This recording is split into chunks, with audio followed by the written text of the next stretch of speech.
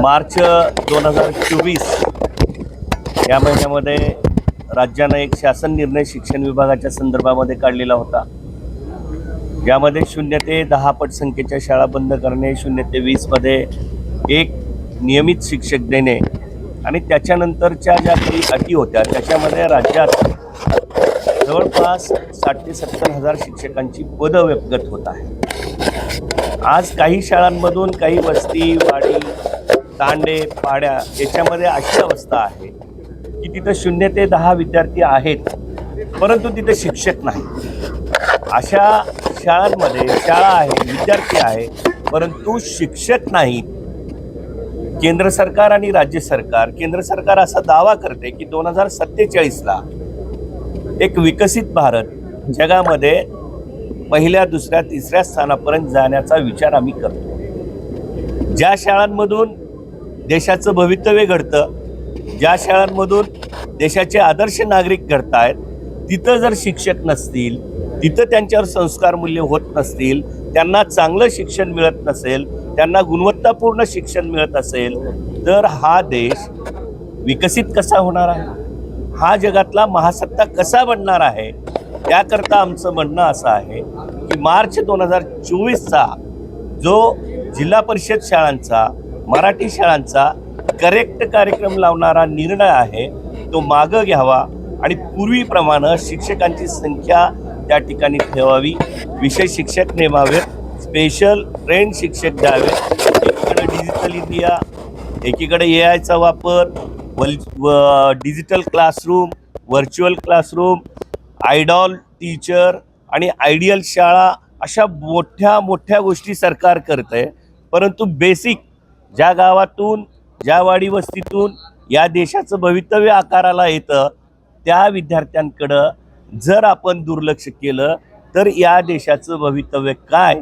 त्याकरता आमची मागणी अशी आहे की अशा शाळांमध्ये कायम नियुक्तीचे ट्रेंड शिक्षक त्या ठिकाणी द्यावेत आणि या विद्यार्थ्यांचं भवितव्य आपल्या ज्या हातामध्ये आहे त्या हाताने चांगल्या पद्धतीनं विकसित करण्याचं काम आपण करावं, ही मागणी सरकारला आम्ही वारंवार करत आहोत।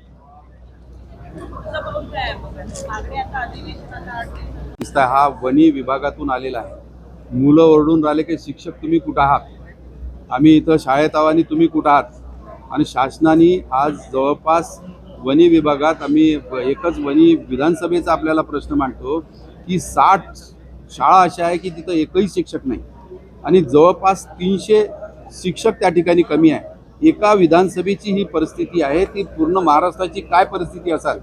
या शासनाने प्रथम त्यांची गरज आहे की शिक्षणावर लक्ष घातलं पाहिजे, आरोग्यावर लक्ष घातलं पाहिजे, परंतु त्यांचं शिक्षणावर बिलकुल लक्ष नाही आहे। कारण मुलांची पटसंख्या वाढून राहिली, शाळा बंद करण्याच्या प्रयोजनात हे सरकार आहे। कारण आपण बघतो की आता काही दिवसा पहिले 11 महिन्याचा GR काढून कॉन्ट्रॅक्टरी शिक्षक दिले होते, ते सुद्धा त्यांचे 11 महिने संपले आणि ते सुद्धा आता उपोषणाला या ठिकाणी या उपोषण मंडपात बसलेले आहे। अनेक शिक्षक या ठिकाणी उपोषणाला बसले आहे, परंतु शिक्षण मंत्र्याचं किंवा सरकारचं याकडे लक्ष नाही। आमचं म्हणणं आहे की यावेळेस या सरकारने शिक्षणावर भर दिला पाहिजे, कारण या शाळेत गोरगरीब लोकांचे मुलं या ठिकाणी शिकत असतात आणि त्यांना प्रायव्हेट शिक्षण हे परवडणारं नसतं। कारण मी इंग्लिश मिडियममध्ये जातो म्हटलं तर फीस तेवढी परवडत नाही आणि हे गोरगरिबाचे मुलं हे जिल्हा परिषद किंवा पंचायत समिती नगरपालिका शाळेतच शिकल्या जाते। म्हणून आमची डिमांड या ठिकाणी सरकारला आहे की तुम्ही या ठिकाणी लवकरात लवकर हे शिक्षण भरती केली पाहिजे आणि मुलांना जे हेळसाड होत आहे त्यांचं शिक्षणावरती लक्ष दुसरीकडे जात आहे त्याला कुठेतरी न्याय मिळाला पाहिजे। या दृष्टिकोनातून आम्ही हे निदर्शने या ठिकाणी सरकारला जाग येण्याच्या दृष्टिकोनातून करत आहोत।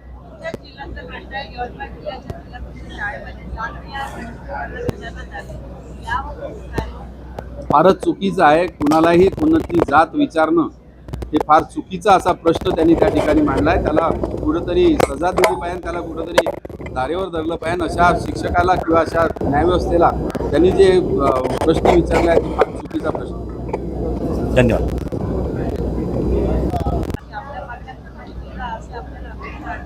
आम्हाला अपेक्षा आहे की आम्ही शिक्षण क्षेत्रातून आलेले आमदार आणि वर शिक्षक आमदार या सगळ्यांनी मिळून आदरणीय शिक्षण मंत्री दादाजी भुसे साहेब, मुख्यमंत्री उपमुख्यमंत्री यांच्याकडे ही मागणी लावून धरत आहोत.